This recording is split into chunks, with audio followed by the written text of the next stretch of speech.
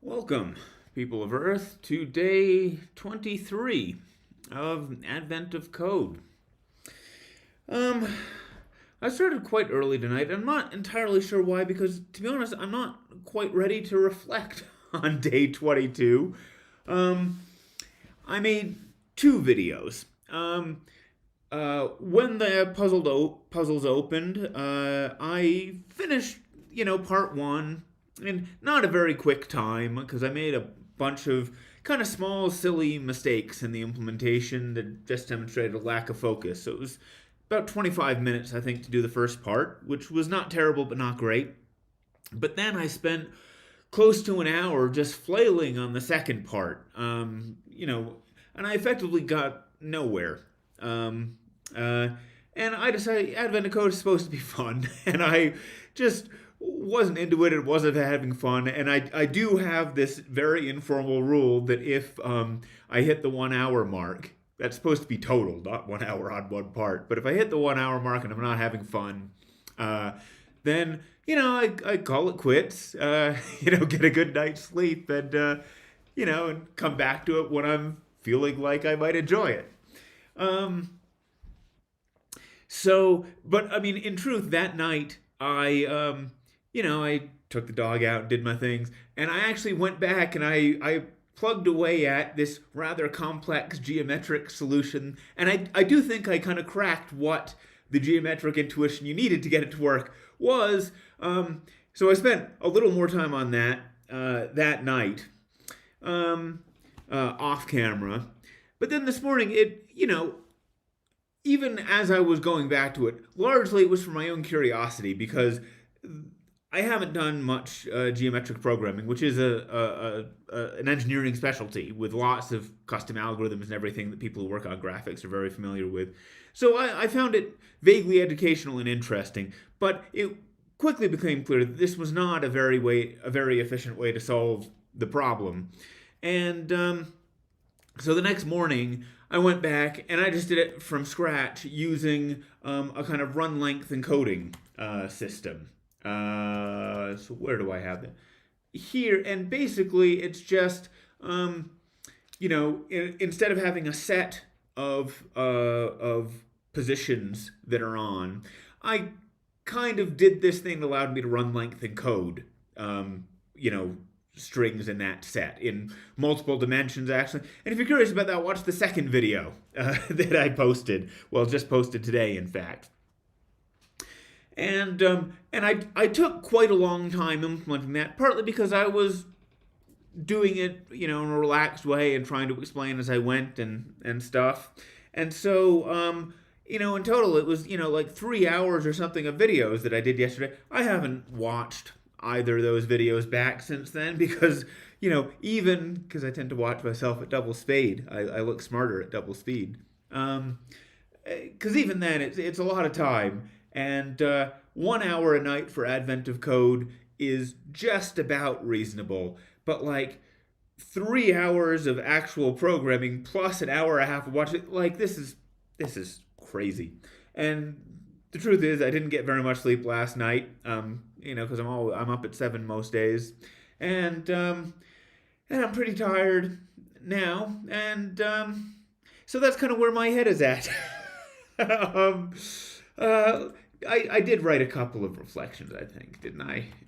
So, where I say, um, I did watch the beginning of my live video, and I think I'm getting better at explaining. That's partly why I was moderately slow at it, but this year's challenge for me isn't really the contest itself. Making videos is entirely new to me. It's an experiment. It's just something I'm trying, and I don't know. I thought my explanations were, at the very least, not completely atrocious, which, my first few videos, it was literally just me sitting here silently and typing and scratching my chin. And that is probably a more efficient way for me to work, but I don't think that's the point of making these videos.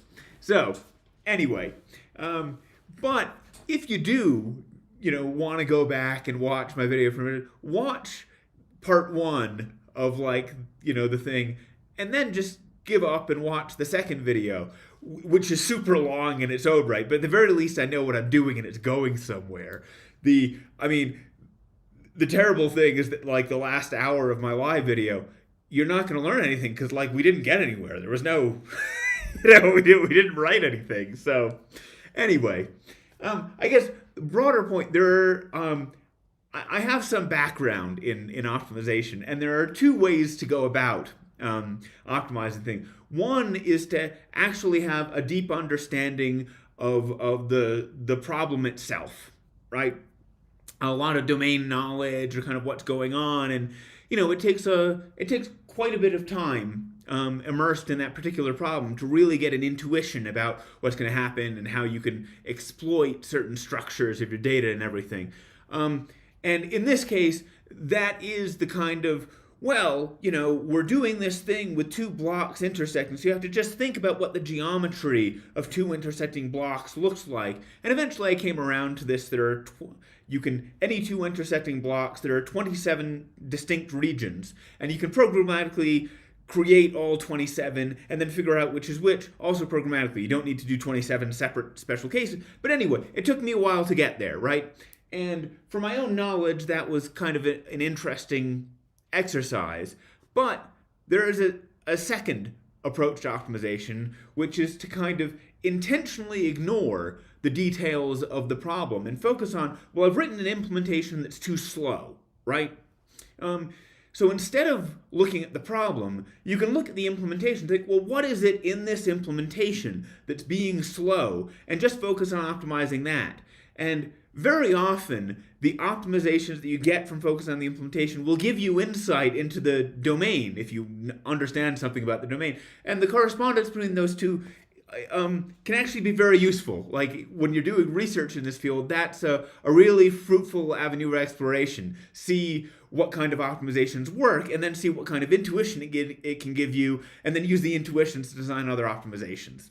But anyway, I certainly yesterday should have, knowing that this was not a problem I had very much intuition about, I should have really focused on the second type of problem, second approach to optimization. Sorry, I didn't get much sleep and I'm a little out of it. So, anyway, yes, we'll save you. So, and both this and my kind of geometric code that I never quite finished, and in the first few minutes of my second video, I explain kind of why I didn't finish it and what the approach was, and yada, yada, yada. So you can go and look at that, but they're both in my repository of solutions, even the non-working geometric approach. So feel free to... I have no idea who's watching these videos or why or whether anyone's looking at my code. It's much more an exercise for me than for you. But anyway, so we've got about a minute. I'm a little worried. I mean, it feels like I'm limping to the finish line of this Advent Code event. Making these videos is both forcing me to put more time into doing this and making me... kind of forcing me to keep up with it. And I feel, because I haven't even watched yesterday's videos, that now I'm actually behind on all this. And I think I said a couple of days ago that there are at least two types of problems. One, which is just a kind of complex set of instructions that you just have to implement as given. And the second has kind of a trick or a crux that you have to figure out on your own. And the last couple of nights we've had something where you have to figure out like what's a clever algorithm or data structure to apply. And so I am worried that we are due for, the kind of hour and a half just slog through implementing a bunch of, fairly clear but convoluted rules. And it's quite important to have really good focus, because the thing that makes those hard is just losing focus and putting silly bugs all over what turns out to be a lot of code. So we'll see if tonight is that kind of a problem.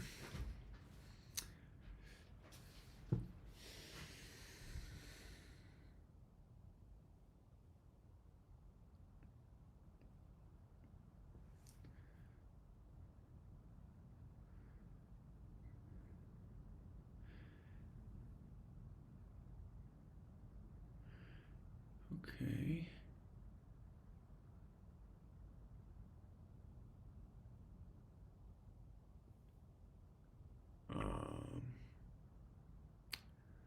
Oh, so this is kind of a puzzle thing. So we're gonna have to think algorithmically, I guess.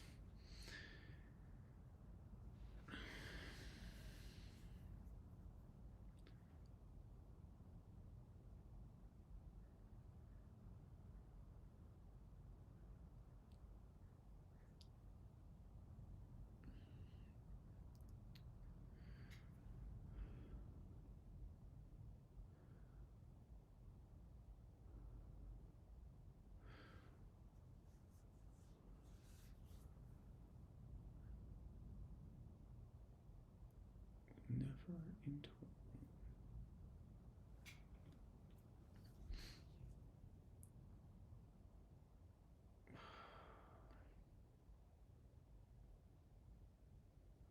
stops.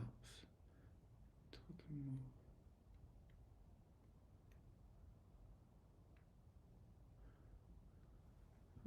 I was thinking this was going to be exploring the space of possible moves, but it might be a very constrained space of moves based on those rules. So it might just be more along the lines of implementing all these complicated rules. Oh, sorry, let me stop these notifications. Okay.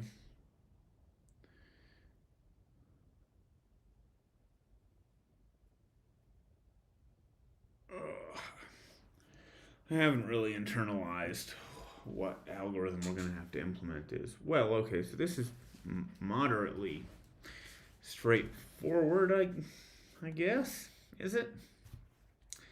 So I, hmm.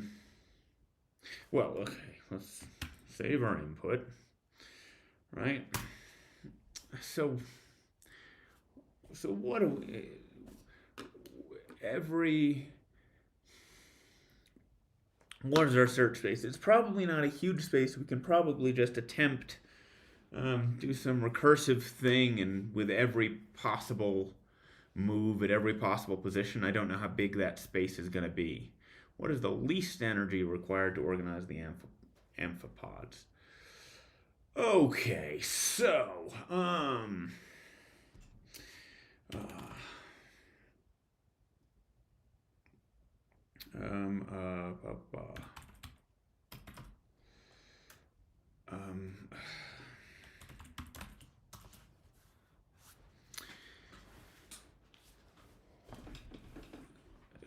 okay. Um,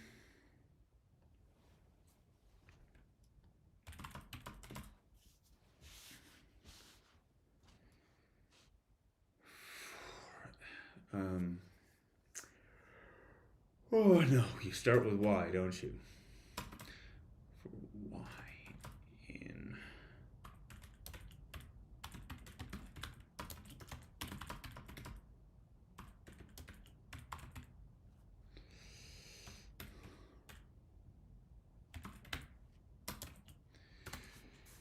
um, if what did our input look like? It's just A, B, C, D, right? Yeah. Okay. Oop.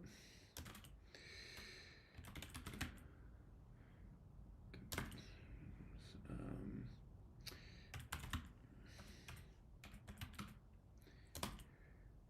oh, then.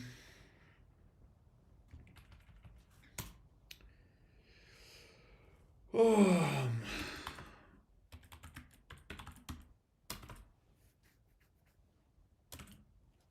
um, and it goes from a letter to say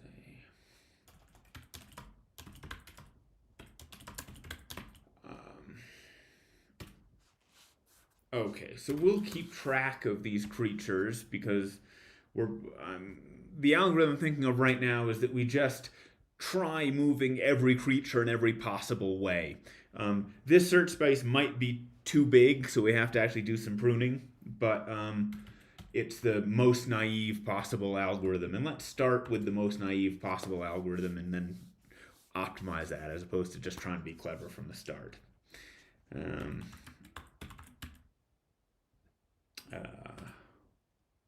Oh, but that doesn't work, does it? Oh, we can have an array of these things, can't we?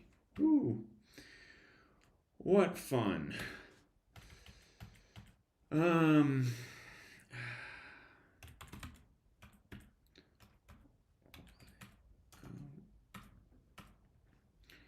um,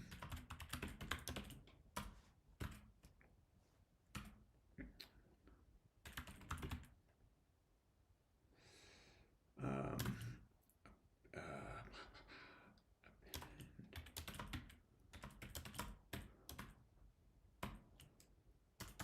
okay.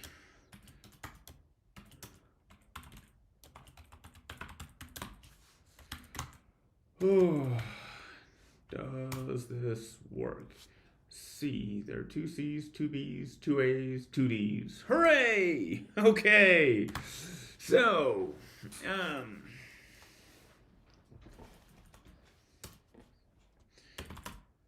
for C, no, for C, poses, P's.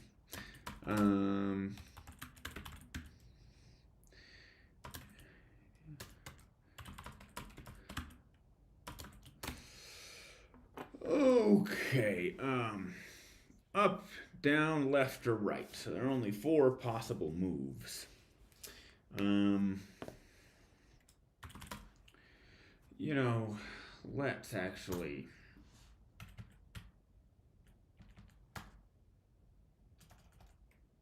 array of 0.2. Let's do our thing. Yeah, let's, sorry. What am I looking for? We have grid, we have 0.2s, and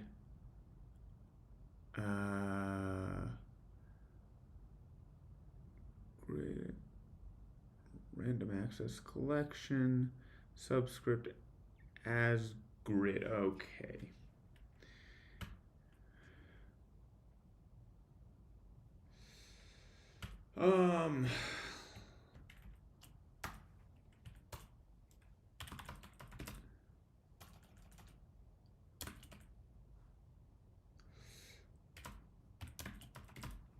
In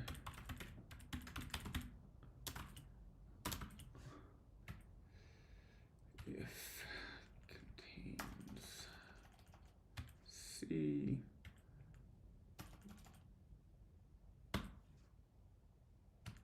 oh no.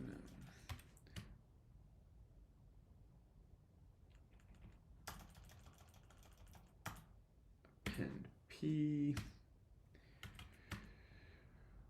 Oh, what have we done wrong here?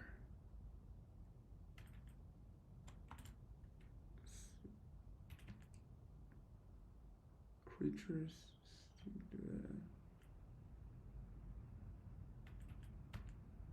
Yeah. Oh, of course, because we have fewer indents. Okay. Let's again see if our new implementation works. Yes. Okay. Good. I think 1, 2, 1, 2, 1, 2, 1, 2, 1. Okay. Okay. 4 CPs. Okay. And we have a neighbors function, mneighbors.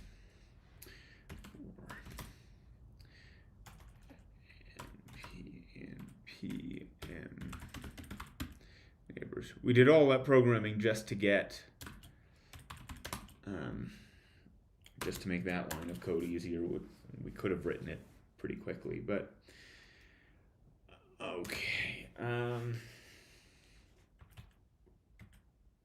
Why is my spacing wrong? Oh, because of course, because BBEdit is bad at a thing.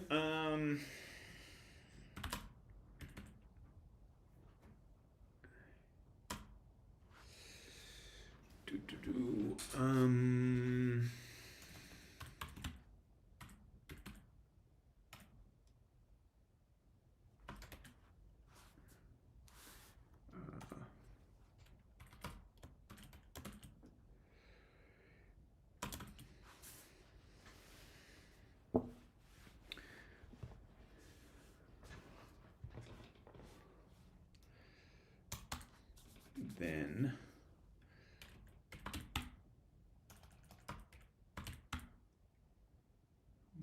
move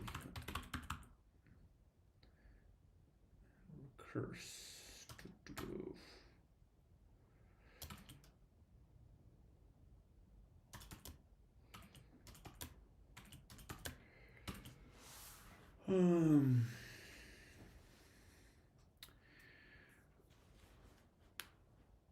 Okay, so how do we do either of those things?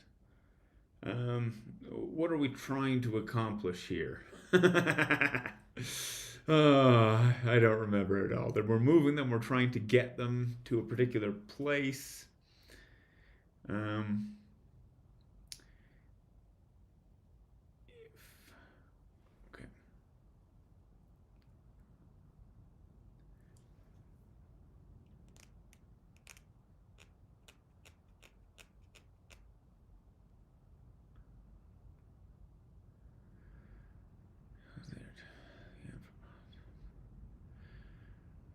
Will never stop on the space immediately outside any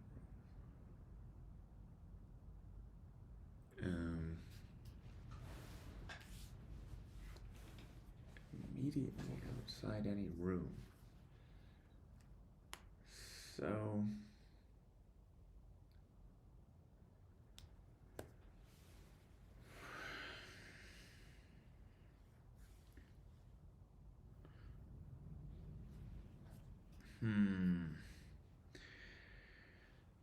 So I've created a structure that makes it hard to implement all these rules.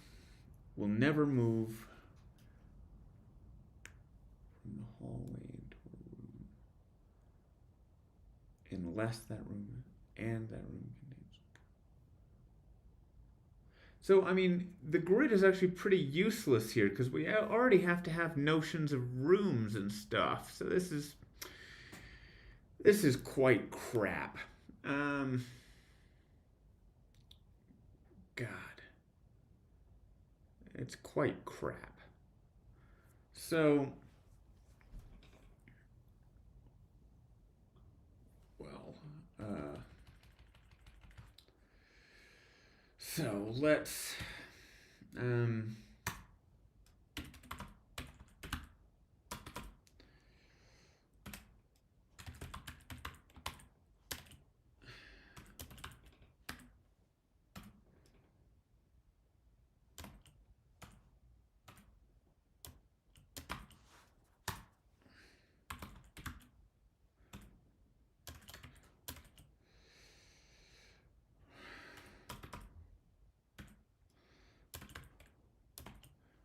do x is 0, 1, 2, 3.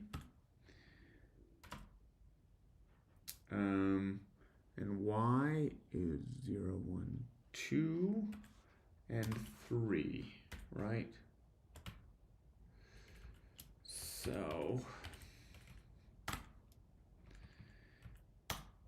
see, hand coding this just feels really icky to me, but I think it's probably the most efficient way to do it.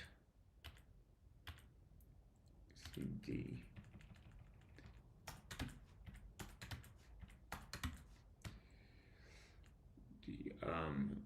So 3, 5. Oh, what are you doing? And I lost my comma.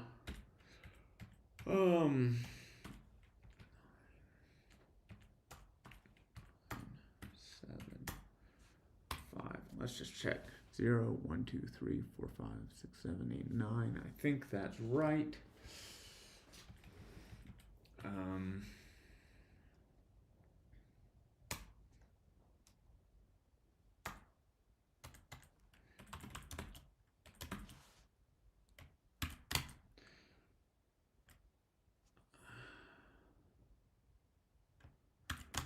Okay, let's see if, what? I didn't ask you to come up. Let's try this again. C was never you, that's fine. So 3, 2, sorry. Wait. 3, 2, 5, 2, 7, 2, 9, 2. Yes, 3, 2, 5, 2, 7, 2, 9, 2. 3, 3, 5, 3, 7, 3, 9, 3. Okay, so we got our rooms.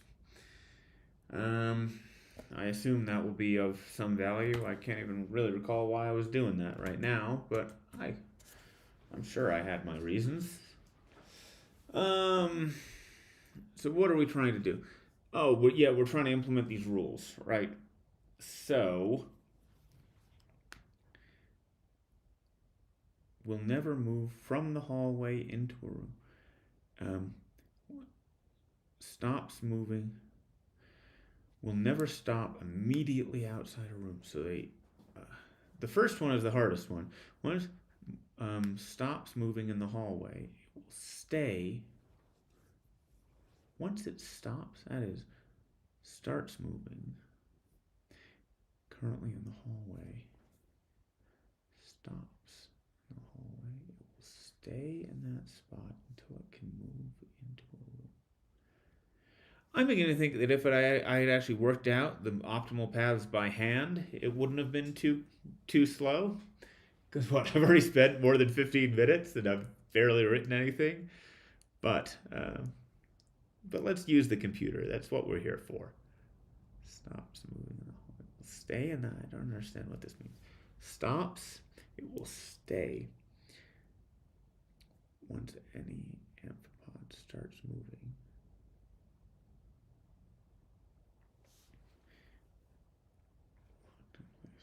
Not move again until they can move fully into a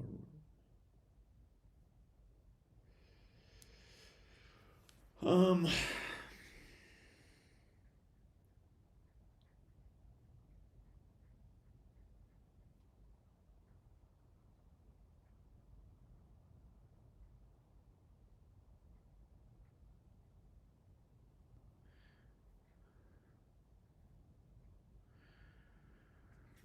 Oh, these aren't complicated rules. I'm just having a hard time getting my head around all of them.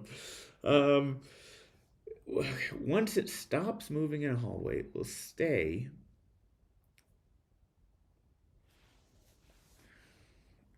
in that spot until it can move into it.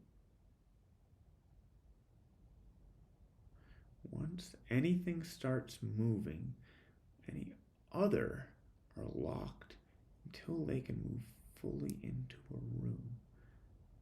We'll never move from the hallway. Okay, we'll never stop immediately.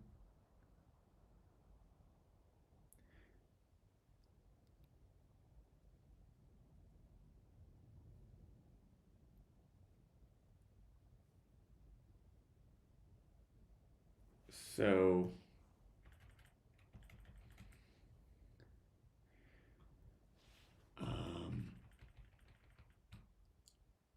let's actually make this a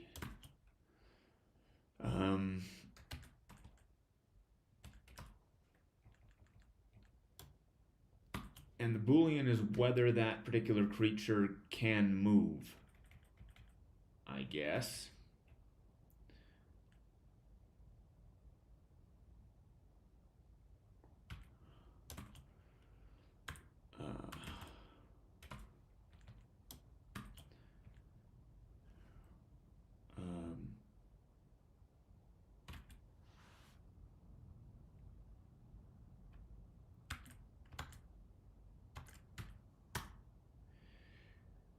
Oh no, in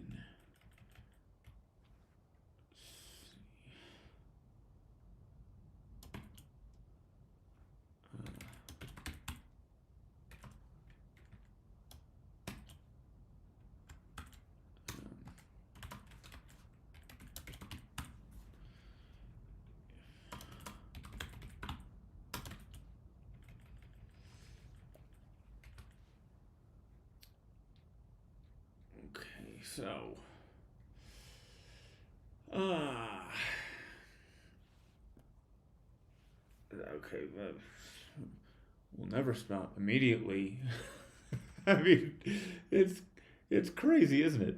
Um, uh, um, um,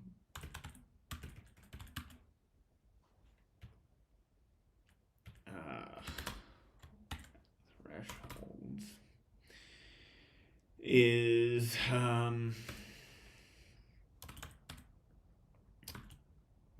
XY31.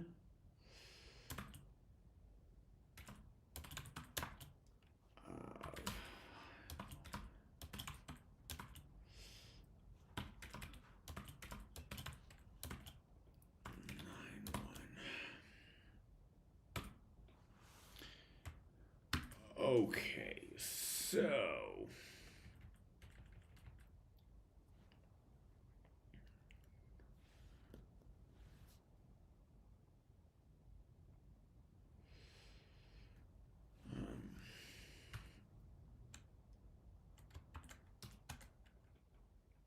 um,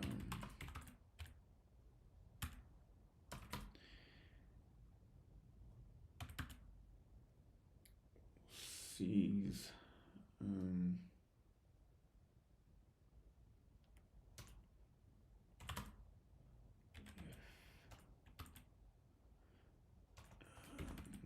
new if in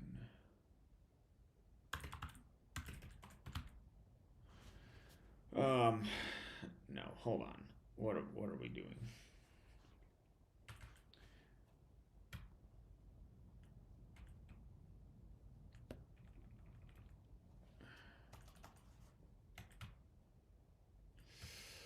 Oh, I'm gonna make this very slow, but okay. So what is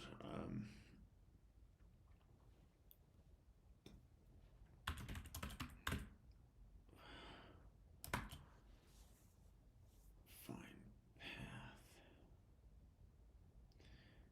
m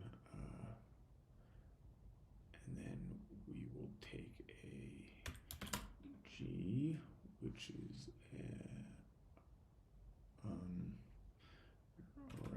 array strings.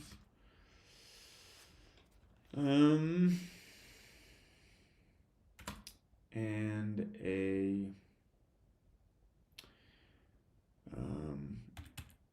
C's, which is what is creatures? It's this crazy type.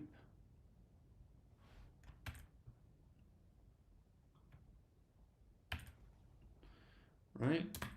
And what is it going to return? It's going to return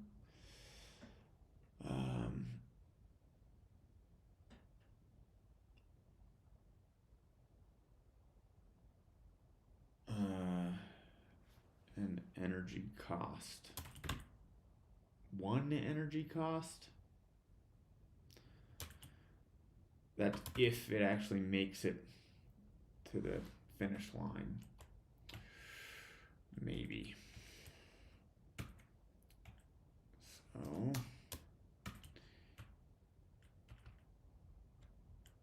okay.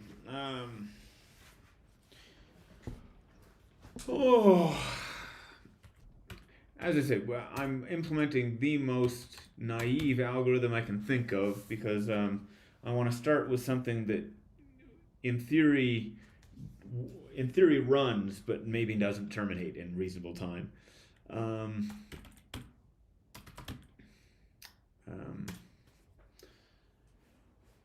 If okay, so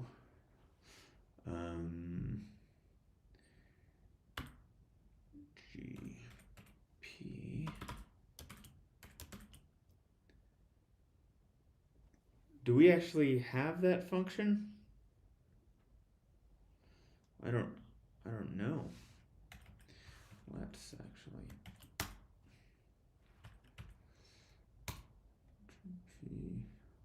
GNP equals future.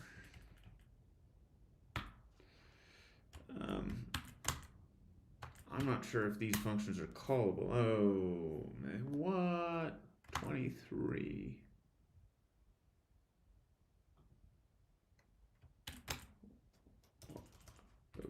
That's an old error.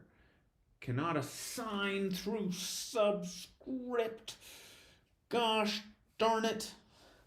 Gosh darn it. Oh.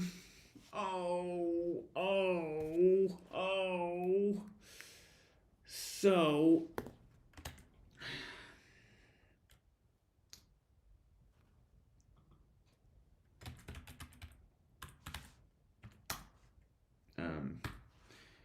my previous type was wrong anyway, so let's cannot assign, so that's on line 30.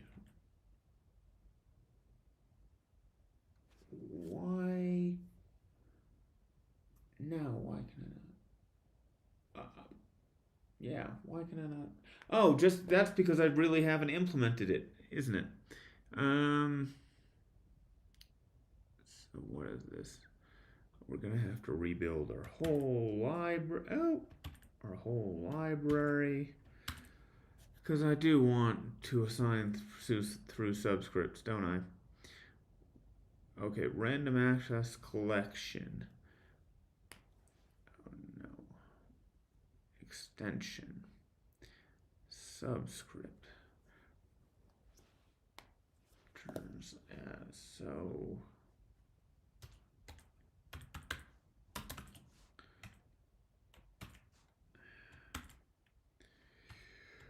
Oh.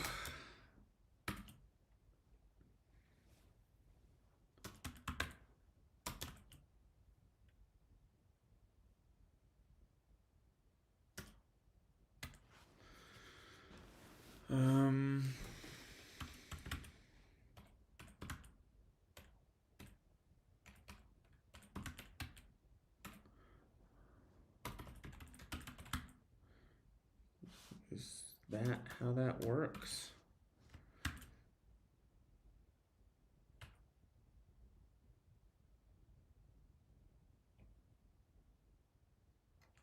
Is it new val?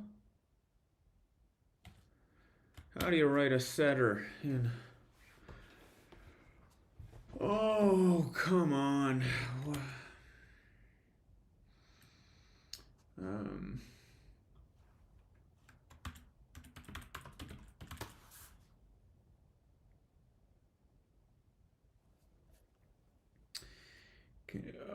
What is it called? The new thing. Isn't it something like that? Subscript is get only.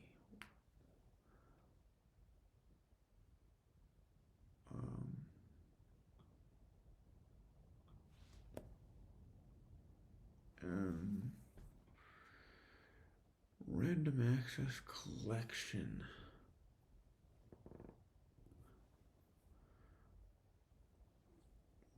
Why is it get only?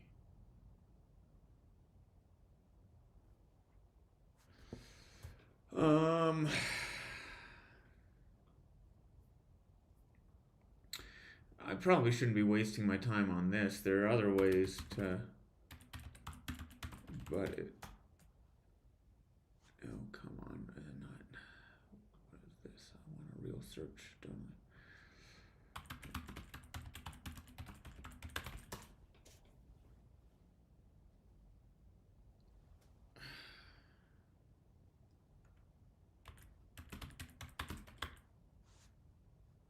Oh, I can't even hold a thought in my head long enough to click on the right link. Here we go.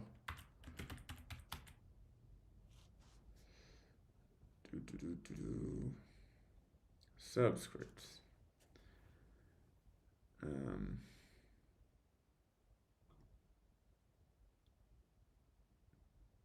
It's only a get.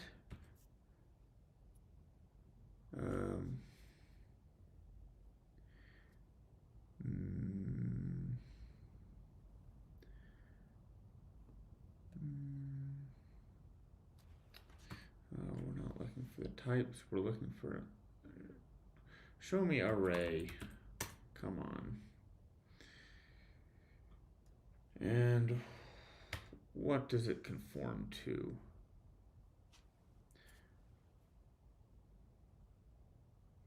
Mutable collection.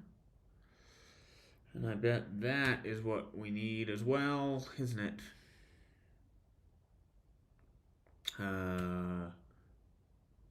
Subscript.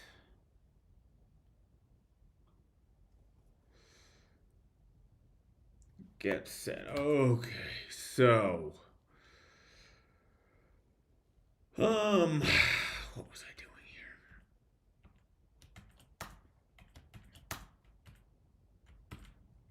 So let's do a whole different extension.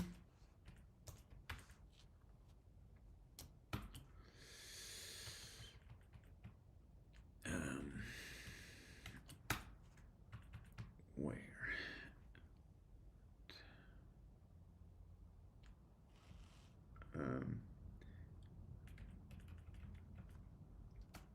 Mutable collection.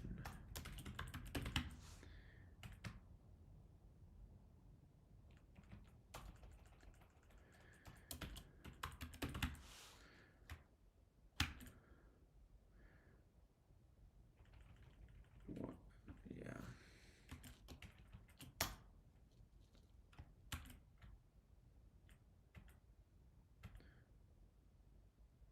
Why does this? What's the?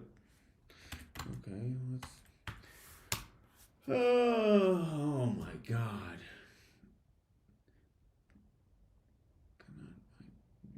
Because it's new value. Here we go. Subscript listener must also have a getter. So, okay, so we have to copy the stupid get.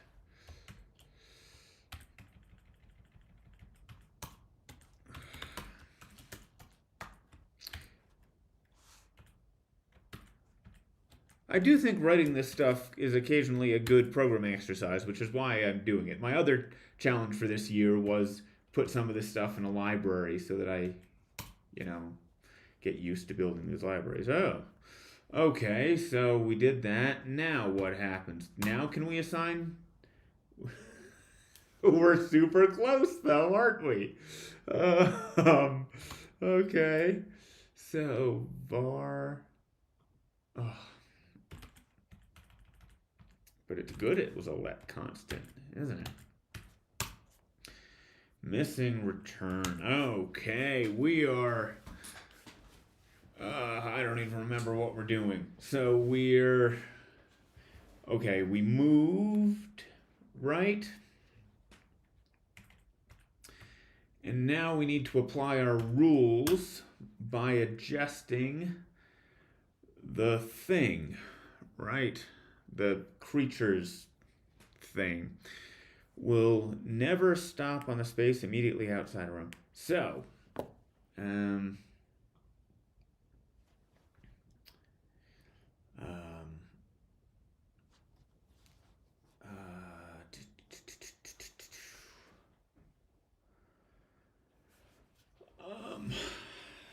see, this is all very stupid. Because we actually have to update the position in a second place.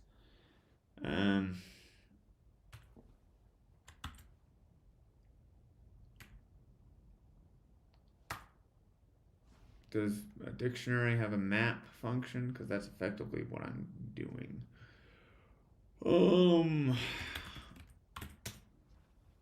I can't believe I'm spending 35 minutes on this. Because we're not on pace to be done in under an hour, are we? Do we have a map function? Map values, map returns an array. No, flat map. No. Okay, equals C's.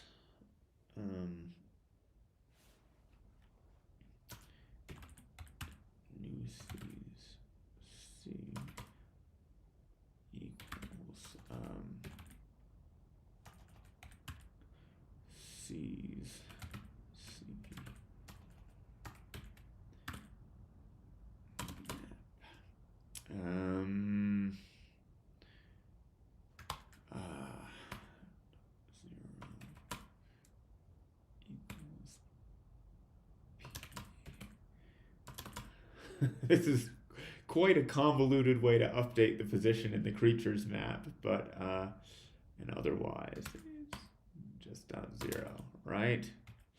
Um, how are we not putting bugs in with this kind of complexity?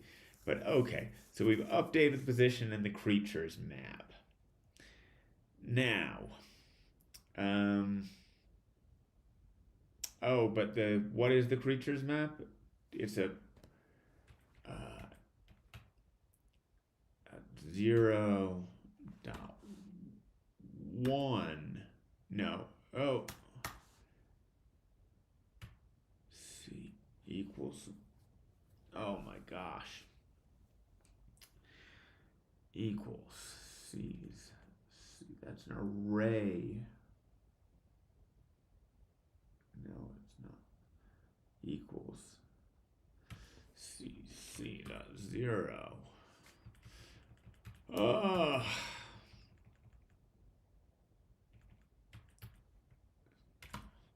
C's C dot 1 dot map. Oh my god, but this is all. Oh, I'm a terrible human being.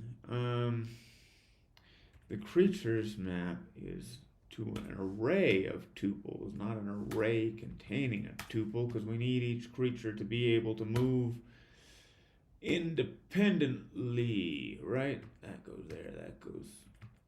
Why does that not map?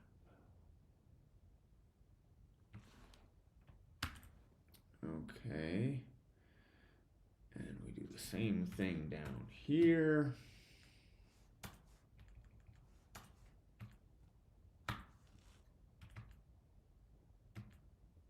Yeah. Okay, new C's. C.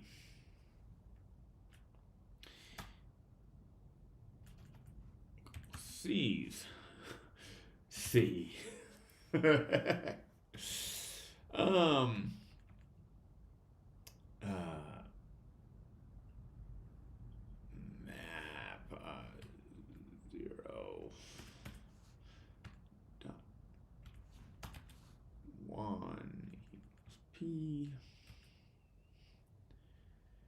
Um.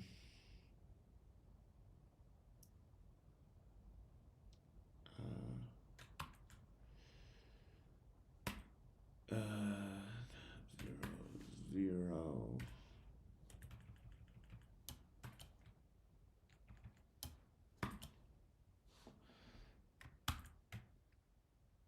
Are we? Have we written real code here? Cannot convert bool any? It's on line 17, eh? Ah, yes, of course. Default is an array containing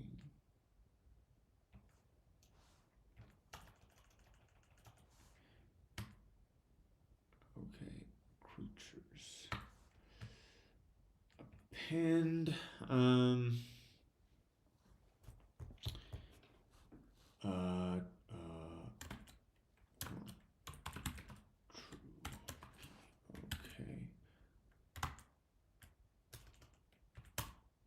okay.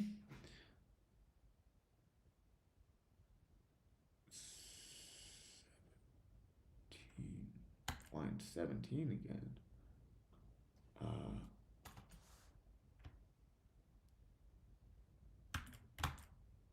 Okay, and then we're down to 24 for C.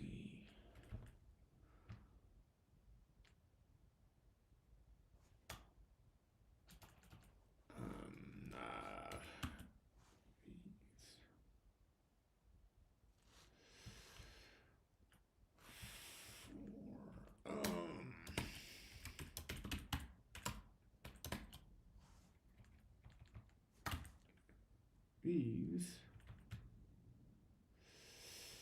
This is the C loop.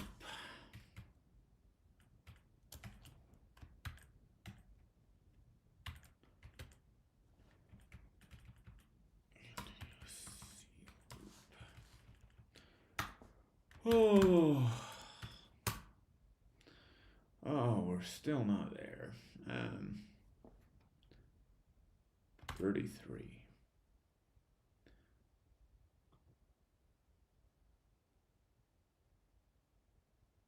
Wait, C's. C, that's an array. So map every element of the array. No, Swift is wrong. I got that right. Definitely. Definitely. So we're getting an array.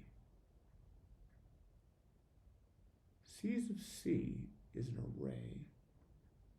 $0 is not an array. C's of C is an array. So that should just be an element, which is a tuple.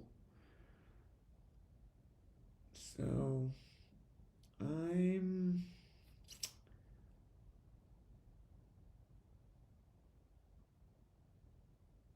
respectfully disagree.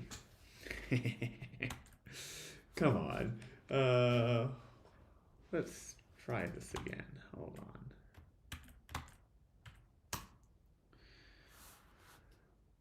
So, why is $0 an array? C's of C is an array. And then we call math, we get an element to that array, don't we?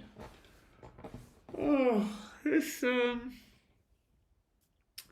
I could program as recently as earlier today. But now I'm just not getting it. C's is a dictionary. Character to array. So we get an array.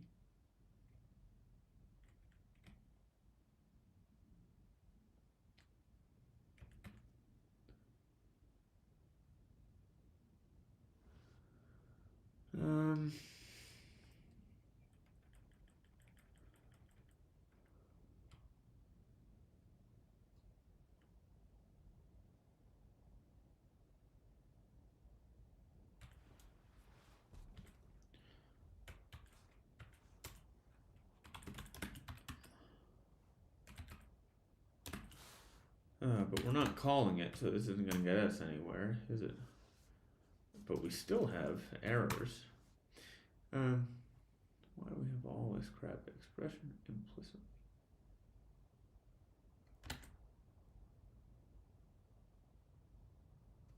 Oh, well, I don't know why this is an optional. That might have something to do with it. Yeah. Huh. I don't entirely understand what Swift was letting me get away with. Look at that. Okay, so,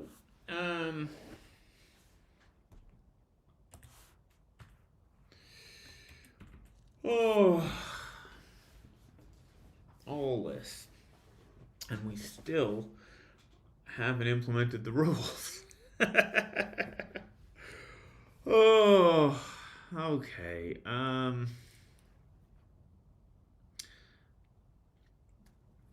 Amphipods will never stop on the space immediately outside any room. So,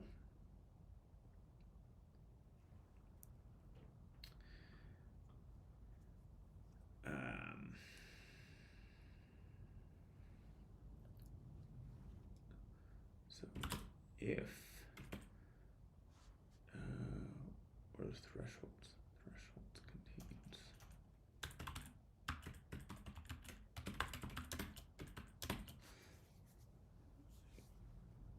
Oh.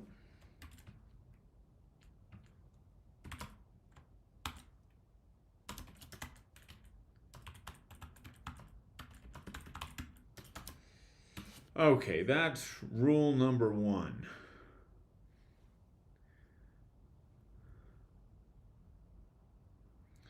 We'll never move from the hallway into a room unless that room is the destination. Okay.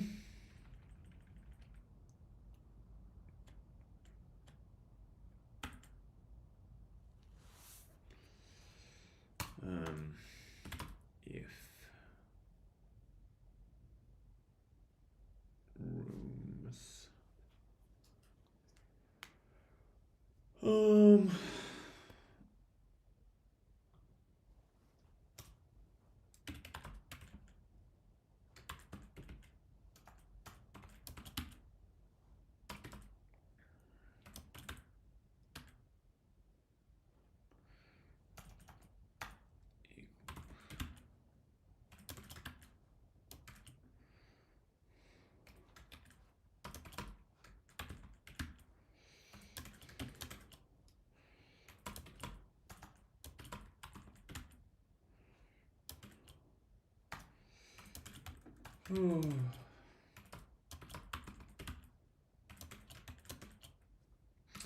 See, I'm gonna lay down all this code, but and then I'm gonna realize there are mistakes, and then I'm gonna go to bed. Is probably how this is gonna play out because it's I'm definitely not very focused. Um,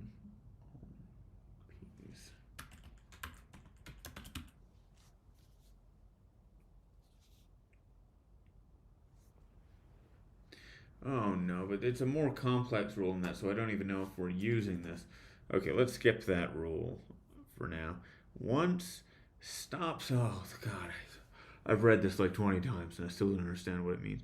Once it stops moving in a hallway, it will stop until it can move into a room.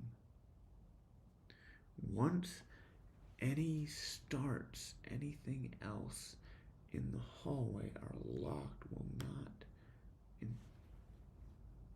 until they can fully move into a room.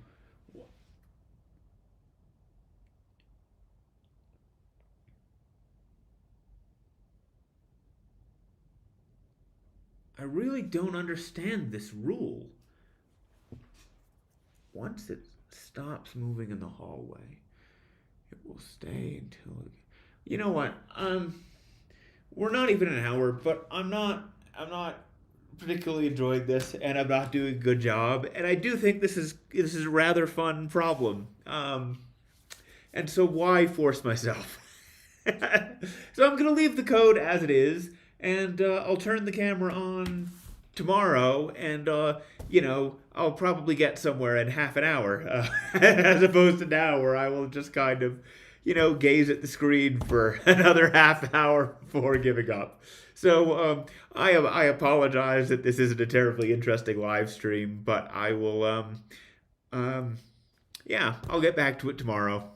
So